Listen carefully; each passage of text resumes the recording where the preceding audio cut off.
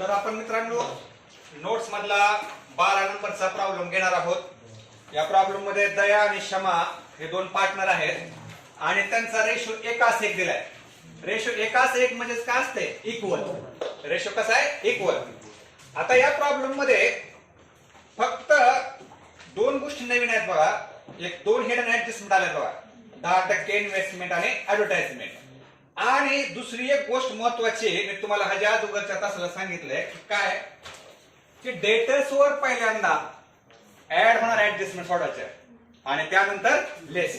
आता या प्रॉब्लेम मध्ये डेटर्स वर ऍड होणाऱ्या दोन ऍडजस्टमेंट आल्या बघा. कोणकोणत्या? बिल्स रिसिवेबल डिसऑनर आणि अनरेकॉर्डेड सेल्स. पहिल्यांदा त्या ऍड होणाऱ्या ऍडजस्टमेंट सोडवायच्या आणि नंतर कुठल्या सोडवायच्या? लेस होणार. एवढंच लक्षात ठेवा, नाही तर बाकी प्रॉब्लेम कसा आपला सेम आहे. तर आपण टिक मार्क करून घेऊया.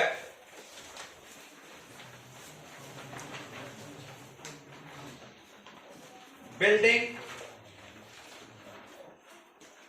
मशिनरी, बिल्स रिसिवेबल, सेल्स ला 2 स्टार करा, परचेस ला 1 आणि डेटर्स ला 4 स्टार करा. 4 स्टार म्हणजे किती ओळी सोडायच्या हे तुम्हाला कळेल. आपल्याला ट्रायल बॅलन्स हा लेजर फॉर्म न दिलाय. पहिल्यांदा आपण डेबिटचे आयटम घेऊया आणि त्यानंतर कुठले घेऊया? क्रेडिट. ज्याला टिक मार्क केले त्याला इनरला घ्या, ज्याला टिक मार्क नाही त्याला आउटरला. आणि कॅपिटलला काय असो तो नसो इनरला घेऊन 5-6 वेळी सोडायचा. आता सोबत चला पुढे पाठीमाग करू नका. पहिला आयटम आहे बघा स्टॉक, कंसात 1-4. मित्रांनो 1-4 चा स्टॉक कसला असतो? ओपनिंग. ट्रेडिंगच्या डेबिटला घ्या 65,000.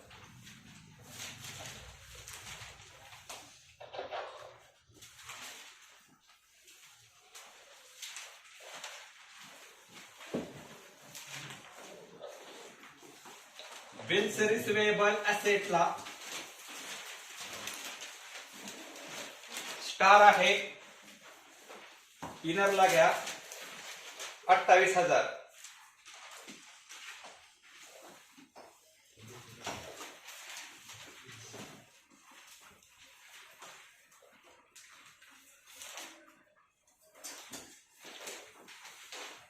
नेक्स्ट आहे वेजेस अँड सॅलरी. मित्रांनो सुरुवात कुणापासून झाली? वेजेस पासून झाल्यामुळे ट्रेडिंगच्या डेबिटला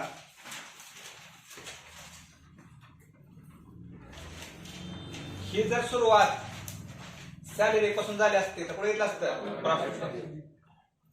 किती? 9,000.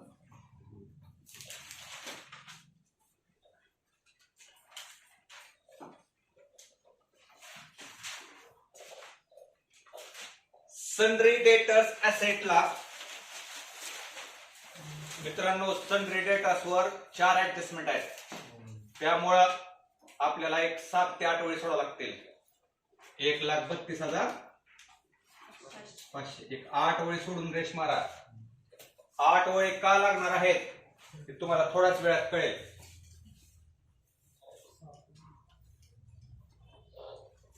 आता बघ गंमत बघा. तुम्हाला ट्रायल बॅलन्स मध्ये बॅड डेट पण दिल्या आणि ऑलरेडी पण दिल्या. त्यामुळे तुम्हाला काय करावं लागेल? पंच. प्रॉफिट लॉसच्या डेबिटला पंच करूया. ओल्ड बॅड डेट की जे तुम्हाला किती दिलाय बघा 1,000.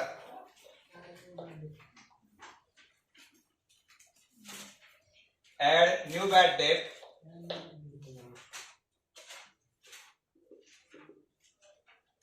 ऍड न्यू आरडीडी आणि एक वर सोडून लेस ओल्ड आरडीडी की जे तुम्हाला ट्रायल बॅलन्सच्या क्रेडिटला दिले बघा. किती दिलाय? 1,000. किती दिलाय? 800. आता हे जे न्यू बॅड डेट आणि न्यू आरडीडी जे आहे ऍडजस्टमेंट नुसार तुम्हाला येणार आहे. ऍडजस्टमेंट मधून लेस ज्यावेळेस होईल त्यावेळेस इथं घ्यायचे आणि मग आपला बंच काय होईल? पूर्ण होईल. आतापर्यंतच्या 12 प्रॉब्लेम मध्ये 7 ते 8 वेळेस बंच आलाय बघा. आलाय का नाही?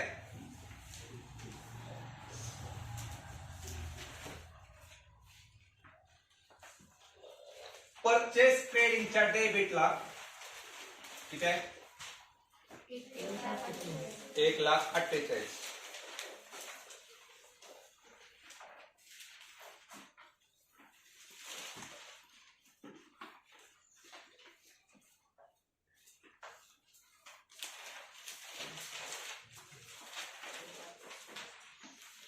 मोटार कार ऍसेटला इथं 8 वेळी सोडून द्यायचंय.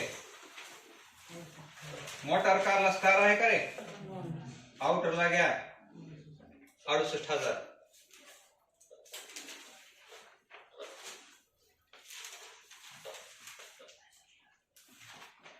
मशिनरी देखील ऍसेटला 1,14,800 इनरला.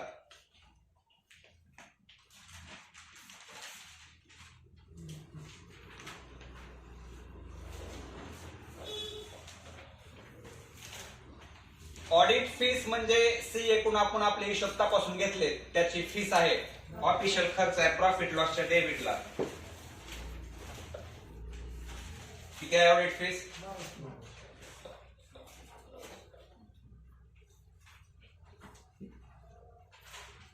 कारण तेच आयटम आहेत, नवीन आणखीन एकही आयटम आलेला नाही. आता नेक्स्ट आयटम आहे बघा सेल्स रिटर्न. सेल्स रिटर्न तुम्ही कशातून लेस करता? पहिल्यांदा ट्रेडिंगच्या क्रेडिटला लिहा बाय सेल्स, की जे ट्रायल बॅलन्सच्या क्रेडिटला दिले बघा किती रे?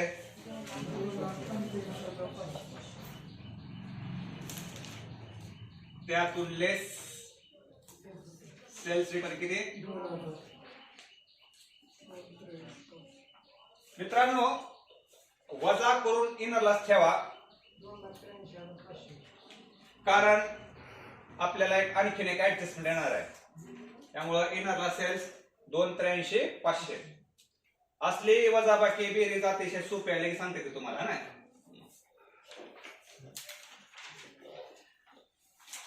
हा त्यानंतर काय? डिस्काउंट. मित्रांनो बघा ट्रायल बॅलन्सच्या डेबिटला डिस्काउंट दिलाय, त्यामुळे प्रॉफिट लॉस पुढे घ्यायचा डेबिट.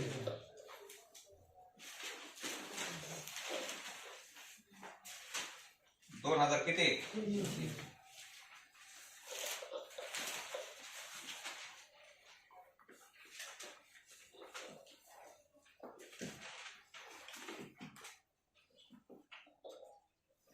बिल्डिंग आणि कॅश हेड बँक दोन्ही काय आपले ऍसेट. बिल्डिंग किती आहे बघा?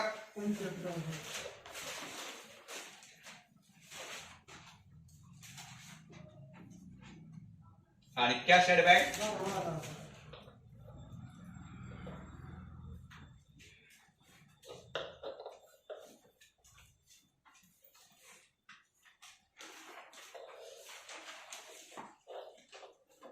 आता मित्रांनो तुम्हाला हिडन ऍडजस्टमेंट आले बघा. 10% इन्व्हेस्टमेंट. इकडे बघा इन्व्हेस्टमेंट म्हणजे काय असते? गुंतवणूक. मग आपण गुंतवणूक केली याचा अर्थ आपल्याला त्यापासून भविष्यात व्याज मिळणार आहे, आणि व्याजाचा दर किती टक्के आहे? 10%. आता गंमत बघा, काल आपण बँक लोनच्या बाबतीत ऍडजस्टमेंट झालते बघा, त्याला तारीख दिलते, त्या तारखेनुसार 9 महिन्याचं व्याज घेतलं होतं. पण या प्रॉब्लेम मध्ये 10% इन्व्हेस्टमेंट दिला 20,000, याला तारीख दिलाय का? याचा अर्थ आपल्याला वर्षाचं व्याज मिळणार आहे. बरोबर आहे का? वर्षाचं 20,000वर 10% किती व्याज मिळणार आहे? 2,000. मग व्याज मिळणार आहे त्यामुळे आपली इन्व्हेस्टमेंट वाढणार आहे. त्यामुळे इन्व्हेस्टमेंट मध्ये काय करायचं? ऍड. आणि हे व्याज मिळणार आहे त्यामुळे प्रॉफिट अँड लॉस अकाउंटच्या पुढे यायचं क्रेडिटला. फिनिश. सोपं आहे एकदम. घ्या मग 10% इन्व्हेस्टमेंट असेटला 20,000 इनरला घ्या, त्यात इंटरेस्ट 2,000. 20,000मध्ये 2,000 ऍड केल्यावर आउटरला किती येते? 22. आता मित्रांनो हे 2,000 रुपये व्याज तुम्हाला मिळालंय, त्यामुळे प्रॉफिट अँड लॉस अकाउंटच्या कुठे घ्यायचं? क्रेडिटला. By interest on investment 2,000. Investment मध्ये ऍड आणि प्रॉफिट अँड लॉस अकाउंटच्या क्रेडिट. आता तुम्हाला जर तर सांगतो, समजा इंगळे ह्या इन्व्हेस्टमेंटच्या कंसात तारीख जर 1 ऑक्टोबर दिली असती तर तुम्ही किती महिन्याचं व्याज घेतलं असतं? 6 महिन्याचं. किती घेतलं असतं? फक्त 1000. पण तारीख दिलाय का? तारीख दिली नसेल तर डोळं झाकून काय करायचं? वर्षाचे व्याज घ्यायचं. समजून आलं का? ठीक आहे. ही एक हिडन ऍडजस्टमेंट झाली. आणखीन एक हिडन ऍडजस्टमेंट आहे बघा. कुठले? ऍडव्हर्टाइजमेंट. ऍडव्हर्टाइजमेंट घ्या प्रॉफिट लॉसच्या डेबिटला. कंसात 9 मंथ 4500 इनरला आहे. तुम्हाला आठवतंय का? असे ऍडजस्टमेंट रेंटच्या बाबतीत होते बघा. 9 महिने 10 महिने काल पण होते बघा. आता इकडे बघा, आपलं फायनल अकाउंट 1 वर्षाचं असते. 1 वर्षाचं म्हणजे किती महिन्यात असते? 12. म्हणजे आपण 12 महिन्याचे खर्च केले पाहिजे होते. पण इथं ऍडव्हर्टाइजमेंट किती महिन्यात केले तुम्ही? 9. म्हणजे आणखीन किती महिन्यात तुम्हाला करायचे आहे? 3. आता रक्कम कशी काढायची? 9 महिन्याला किती आहे? 4500. तर महिन्याला किती येते माहिती का? 500 येते. महिन्यात किती येते? मग आपल्याला किती महिन्यात द्यायचे आहे? 3. 3 महिन्यात किती? 1500 देणं आहे. त्यामुळे ऍड आउटस्टँडिंग 3 मंथ 1500 ऍड करून किती येते बघा? 6500. हे रेंटच्या संदर्भात होते बघा ऍडजस्टमेंट. आतापर्यंत कुठल्याही खर्चाच्या संदर्भात देऊ शकतात. आता गायके ही 1500 आपल्याला देणं आहे. त्यामुळे दुसरा इफेक्ट लॅबिलिटीला घ्या. 10 वेळी सोडून घ्या. 10-12 वेळी सोडून. Outstanding advertisement 1500. 10-12 वेळी का सोडल्या? कारण तिथं आपल्याला काय द्यायचं आहे? कॅपिटल.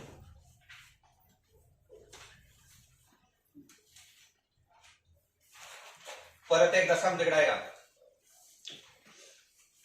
विशेष वर्षात महिने किती असतात रे? 12. पण इथं किती महिन्याचा खर्च केलाय तू?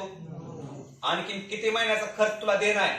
3 महिन्याचा किती आलता? 4000 भागिले 4500 भागिले 9 महिन्यात किती येते? 500.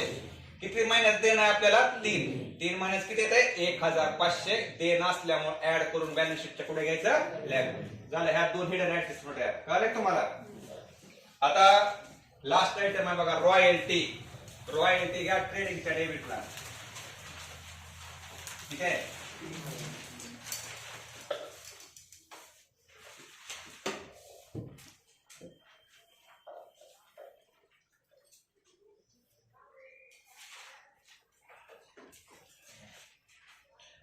आता मित्रांनो ट्रायल बॅलन्सच्या डेबिटचे आयटम संपलेले आहेत. आता ट्रायल बॅलन्सचे कुठले आयटम घ्यायचे? क्रेडिट. आता क्रेडिटचा पहिला आयटम आहे बघा जनरल रिझर्व्ह. मी तुम्हाला काल परवा सांगितलं होतं बघा, रिझर्व्ह फंड असो जनरल रिझर्व्ह असो ही राखीव निधी असते. ही राखीव निधी म्हणजे जर भविष्यात काय दुर्घटना घडली तर त्याचा वापर आपल्याला करायचा. म्हणजे हे भविष्यात व्यवसायाला काय देणं आहे. देणं असल्यामुळे बॅलन्स शीटच्या पुढे घ्यायचं लॅबिलिटीला. जनरल रिझर्व्ह कंसात लॅबिलिटी टाका, एल टाका. किती रक्कम आहे बघा?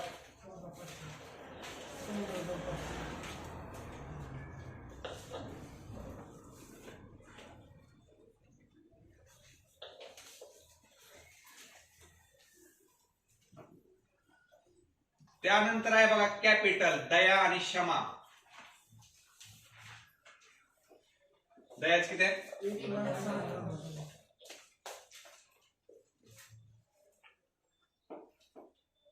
आणि क्षमा.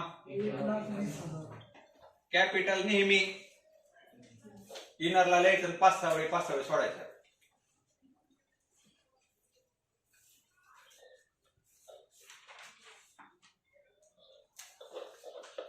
क्रेडिटर्स लॅबिलिटीला 98,000. तेच आयटम आहेत, नवीन काहीच नाही यामध्ये. फक्त हिडन ऍडजस्टमेंट होत्या 2.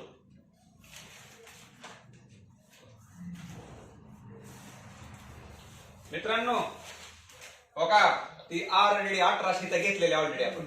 ओके. त्यानंतर सेल्स देखील ऑलरेडी घेतलेला आहे. आता राहिलंय काय? आउटस्टँडिंग. इकडे बघा मित्रांनो, तुम्हाला मी ह्याच्या अगोदर पण चालतं बघा, ट्रायल बॅलन्स मध्ये जर आउटस्टँडिंग असेल आणि ट्रायल बॅलन्स मध्ये जर प्रीपेड असेल तर कुठे घ्यायचं तुम्हाला सांगितलं. ट्रायल बॅलन्स मध्ये जर आउटस्टँडिंग असेल तर कुठे घ्यायचं? लॅबिलिटी. आणि ट्रायल बॅलन्स मध्ये जर प्रीपेड असेल तर कुठे घ्यायचं असेल. मग हे लायबिलिटी आउटस्टँडिंग वेजेस किती आहे?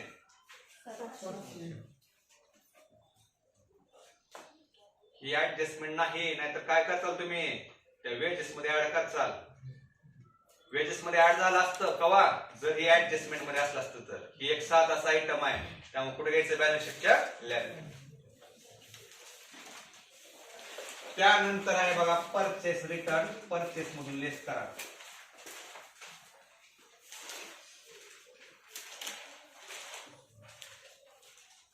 एक 48 मधून किती वजा करायचं? 4. किती येते?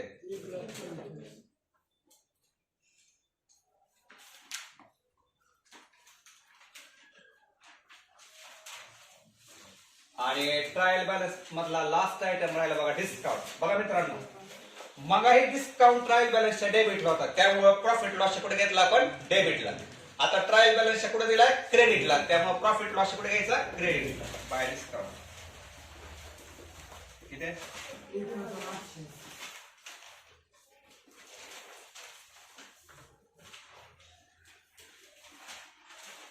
सविस्तर पोस्टिंग झालेले आहे. या पोस्टिंग मध्ये 2 हिडन ऍडजस्टमेंट होत्या, आता बाकी प्रॉब्लेम प्लेन होता. आता आपल्याला ऍडजस्टमेंट घ्यायच्या. ऍडजस्टमेंट मधली पहिली सोपी ऍडजस्टमेंट प्रत्येक प्रॉब्लेम मध्ये असतो, क्लोजिंग स्टॉक. ट्रेडिंगच्या क्रेडिटला किती आहे?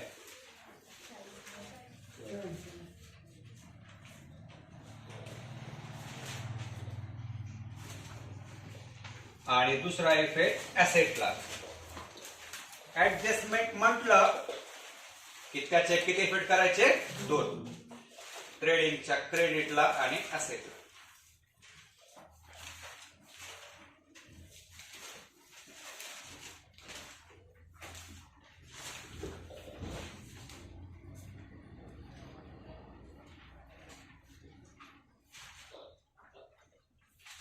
दुसरे ऍडजस्टमेंट बघा, डिप्रिशिएट बिल्डिंग अँड मशिनरी 5% आणि 3% रिस्पेक्टिव्ह. इकडे बघा, या ठिकाणी बिल्डिंग वर 5% घट आहे आणि मशिनरी किती टक्के घट आहे? 3. घट याचा अर्थ आपली बिल्डिंग किंवा मशिनरी कमी झाल्या, त्यामुळे त्यांच्या ऍसेट मधून काय करायचं? लेस. बिल्डिंग मधून लेस डिप्रिशिएशन 5%. किती येते बघा?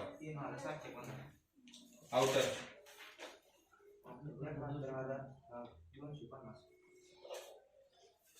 बिल्डिंग वर 5% लेस केलं. आता मशिनरीवर किती टक्के करायचं? 3. 3% 5% म्हटलं की 2 शून्य कट करून डायरेक्ट गुणायचं. आता 1,14,800 चे 2 शून्य कट करा. 3,400. आउटर किती येते बघा? किती?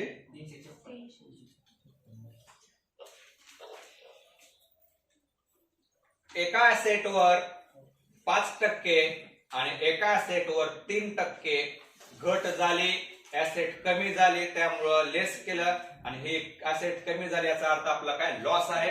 त्यामुळं प्रॉफिट लॉसच्या डेबिटला टू डीपी अंडरलाईन.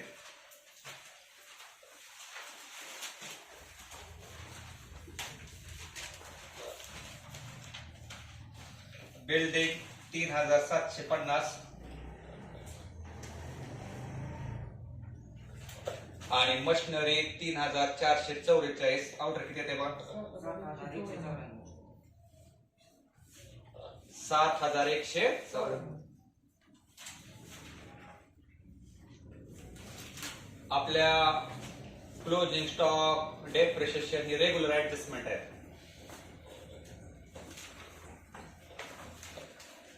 आता तिसरी ऍडजस्टमेंट घ्यायची आहे बघा. ह्याच्या अगोदर ही झालते बघा, बिल्स रिसिवेबल इन्क्लूड डिसऑनर ₹3,000. इकडे बघा, आपल्याला एका व्यक्तीकडून पैसे येणं होते, बिलाची रक्कम 3,000 रुपये येणे होते, पण ते 3,000चं बिल काय झालं? रद्द झालं. रद्द झाल्यामुळं आपले डेटास आणखीन वाढलेत, त्यामुळे आपल्याला डेटर्स मधून काय करायचंय? डेटर्स मध्ये काय करायचंय? ऍड. आणि बिल्स रिसिवेबल मधून काय करायचंय? लेस. इथं ऍसेटला 2 इफेक्ट आहेत. पहिला इफेक्ट घ्या, बिल्स रिसिवेबल मधून लेस. लेस डिसऑनर. आउटरला किती येईल 25. बिल्स रिसिवेबल मधून लेस केलं का तिथंच डेटास मध्ये ऍड करायचंय.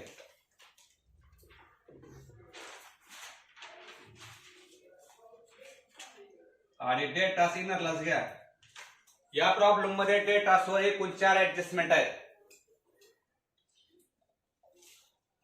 डेटास किती आले इनरला 135. आता इकडे बघा मित्रांनो, तुम्हाला परीक्षेमध्ये असेच ऍडजस्टमेंट बिल्स पेएबल डिसऑनर म्हणू शकतात. मग बिल्स पेएबल डिसऑनर म्हटलं का इकडे लायबिलिटीला असते का बिल्स पेएबल मधून काय करायचं लेस आणि क्रेडिटर्स मध्ये काय करायचं ऍड. आता चौथी ऍडजस्टमेंट बघा. Goods 1000 taken by Daya for personal use. इकडे बघा मित्रांनो, सोपी ऍडजस्टमेंट आहे. गुड्स असल्यामुळे पहिला इफेक्ट कुठे येतो ट्रेडिंग अकाउंटच्या क्रेडिट. हा बघा. आणि पर्सनल यूज म्हणजे एक प्रकारे काय असते ड्रॉइंग. त्या दयाच्या कॅपिटल मधून काय करायचं लेस. पहिला इफेक्ट घ्या ट्रेडिंग क्रेडिटला. गुड्स टेकन बाय दया. किती रुपयाच्या वस्तू घेतल्या त्या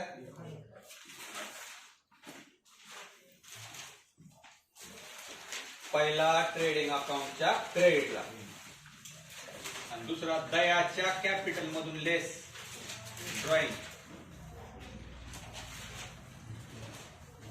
1000 वजा कोण घेणारच ठेवा. 1,00,000 किती. ह्यात जर गुड्स शमाना टेकन केले असतं तर शमाच्या कॅपिटल मधून काय केलं असतं.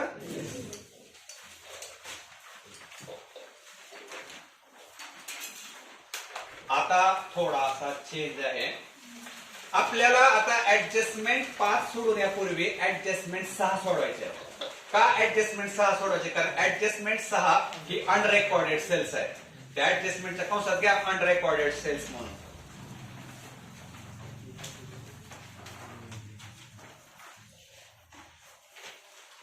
असं का केलं आपण 5 नंबरच्या अगोदर 6 नंबरच्या ऍडजस्टमेंट. कारण आपला नियम काय सांगतो डेटास मध्ये ऍड होणारे ऍडजस्टमेंट सोडायचे आणि त्यानंतर लेस. आता 6व्या ऍडजस्टमेंटचा अर्थ काय की आपण उधारीवर 6000च्या वस्तू विकल्या. त्याची नोंद झाली का. त्याची नोंद आता आपल्याला करायची आहे. त्यामुळे आपले सेल्स काय होणार आहेत वाढणार आहेत. त्यामुळे सेल्स मध्ये करा ऍड अनरेकॉर्डेड 6000 ऍड करून आउटरला येईल 2,89,500. आता उधारीवर वस्तू विकल्या याचा अर्थ आपलं येण आणखीन वाढलंय. त्यामुळे डेटास मध्ये पण काय करायचं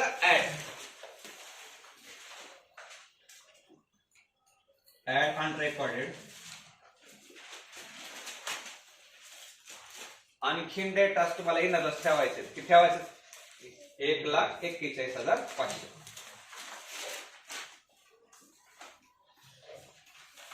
आता ह्याच्यामध्ये जसं अनरेकॉर्डेड सेल्स विचारलंय का तसं अनरेकॉर्डेड परचेस पण ऍडजस्ट विचारू शकतात. त्यावेळेस काय करणं सांगा होतं परचेस मध्ये ऍड आणि क्रेडिट. ओके. आता बघा मित्रांनो, डेटास वर 2 ऍडच्या ऍडजस्टमेंट झाल्या का. आता लेसच्या घ्यायच्या आणि त्या लेस मध्ये पण घेताना कुठले घ्यायचे असते पहिल्यांदा बॅड डेट. बघा आता 5व्या ऍडजस्टमेंट गेलो होतो आपण. लेस बॅड डेट किती आहे बघा 1,800. इनरला वजा किती बघा किती. आणि आता लास्ट ऍडजस्टमेंट आहे डेटास वरचे कुठले आरडीडी. किती टक्के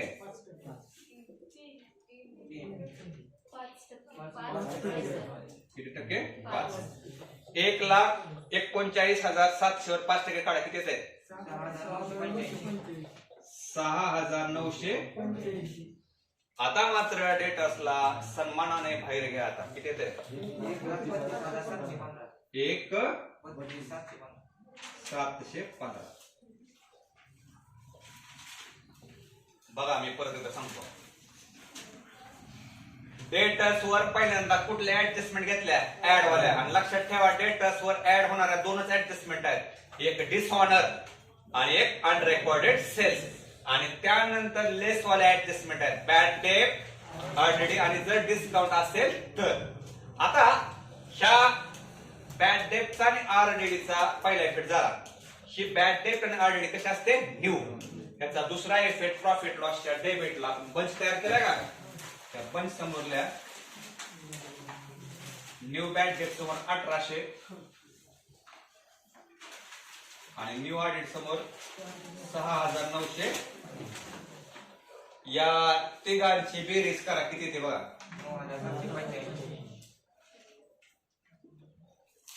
9785 मधून किती वजा करायचं, 1800. आता आउटरला घ्या 7900. झाला, पंच कम्प्लीट झाला.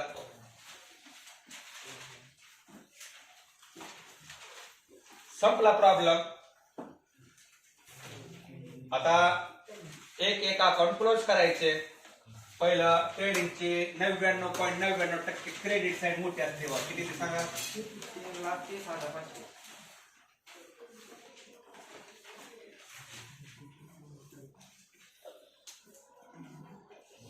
डेबिटला फरक पडतो त्याला म्हणा ग्रॉस प्रॉफिट सीडी. हा ग्रॉस प्रॉफिट सीडी जो असतो त्या 3,30,500 मधून डेबिटचे आयटम काय करायचे, लेस करायचे. किती येतो बघा, 1,09,500.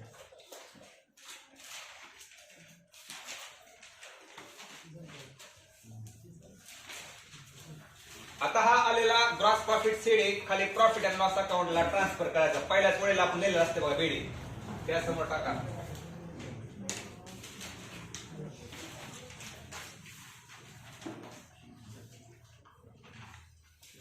आता आपण 2 नंबर अकाउंट मध्ये आलो. कुठल्या, प्रॉफिट अँड लॉस अकाउंट. त्याची पण क्रेडिट साईड मोठी येते बघा. किती ते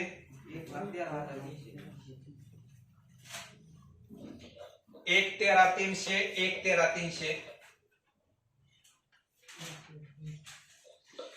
डेबिटला फरक पडतो त्याला म्हणा नेट प्रॉफिट अंडरलाईन.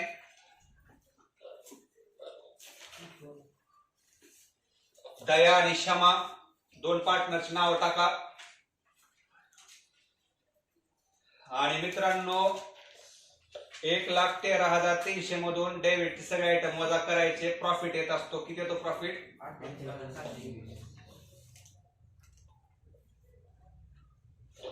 88,621. आता मित्रांनो त्यांचा रेशो 1:1 आहे, म्हणजे कसा आहे, इक्वल आहे. भागिले 2 करा, 2 न भागा. आता पॉइंट येत आहे. पॉइंट जर आला तर एखाद्याला रुपया जास्त द्या आणि एखाद्याला रुपया कमी द्या. किती येते बघा मग, 44,310. 11 करू दयाला आणि 44,310. हा आलेला नेट प्रॉफिट त्यांच्या कॅपिटल मध्ये आता आपण ऍड करू. Add NP, add NP.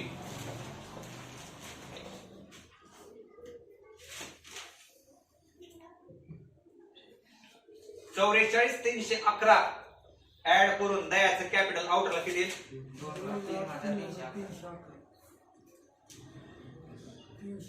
2,03,311. आणि ह्याचा 1,03,310.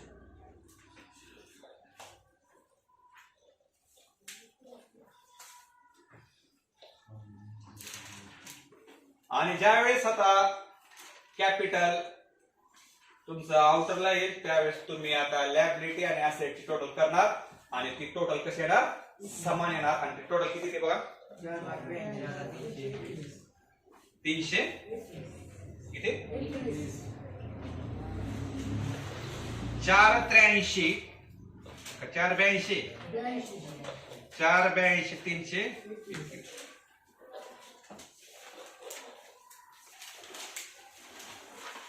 चला प्रॉब्लेम टॅली झाला.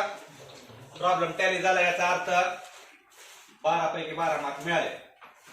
या प्रॉब्लेमचं वैशिष्ट्य सांगतो परत एकदा बघा. या प्रॉब्लेम मध्ये 2 हिडन ऍडजस्ट होत आहे बघा. एक होती 10% इन्व्हेस्टमेंट. तुम्ही 10% कुठेतरी इन्व्हेस्टमेंट केले आता इन्व्हेस्टमेंट केली याचा अर्थ त्यातून तुम्हाला व्याज मिळणार आहे. इथं तारीख दिली नाही त्यामुळे 10% 20,000वर तुम्हाला व्याज किती येणार आहे? 2,000. ते व्याज तुम्हाला मिळणार आहे त्यामुळे ते इन्व्हेस्टमेंट मध्ये काय केलं तुम्ही? ऍड. आणि व्याज मिळणार आहे तुमचं उत्पन्न आहे प्रॉफिट लॉसच्या पुढे घेतलं तुम्ही क्रेडिट. आणि नेक्स्ट हिडन ऍडजस्टमेंट आहे ऍडव्हर्टाइजमेंटचा खर्च तुम्ही 9 महिन्याचाच केलाय. ऍक्च्युअल खर्च किती महिन्याचा असतो? 12. आणखीन 3 महिन्याचा खर्च तुम्हाला देणं आहे. 4,500 भागिले 9 करा. महिन्याचा खर्च किती आहे? 500. 3 महिन्याचा 1,500 ऍडव्हान्स देणं आहे त्यामुळे बॅलन्स शीटच्या पुढे घेतला लायबिलिटी. आणि आणखीन एक वैशिष्ट्य आहे डेटर्स वर ऍडजस्टमेंट सोडत असताना पहिल्यांदा ऍड वाला ऍडजस्टमेंट सोडायचे आहे. आणि लक्षात ठेवा ऍड होणारा ऍडजस्टमेंट दिस होणार एक आहे अनरेकॉर्डेड आहे आणि त्यानंतर लेस होणाऱ्या त्यात बॅड डेट आणि हार्ड. ठीक आहे संपला प्रॉब्लेम.